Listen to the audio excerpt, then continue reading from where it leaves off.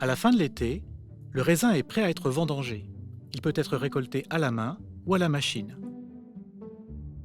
La vendange est ensuite transportée en benne jusqu'au chai pour y être pressée. Lors de ces étapes, les baies de raisin peuvent éclater et libérer leur jus. Au contact de l'air, le jus a tendance à s'oxyder.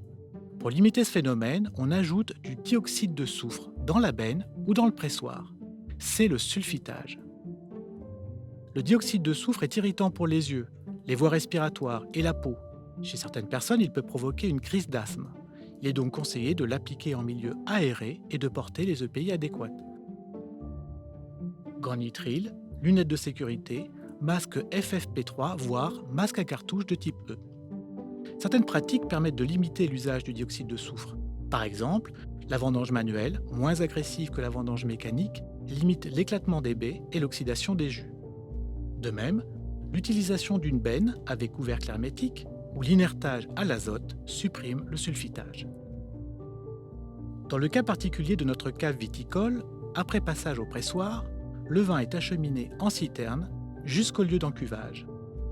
Avant d'être transféré dans les cuves, on ajoute des enzymes, protéines qui vont accélérer le débourbage et ainsi favoriser la clarification du vin.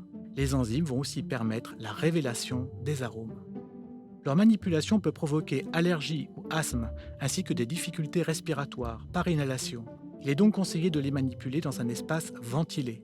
De même, une formulation liquide permet de limiter leur dispersion dans l'air, contrairement à une formulation en poudre. Dans tous les cas, l'opérateur portera des EPI adaptés, gants nitrile et protection respiratoire.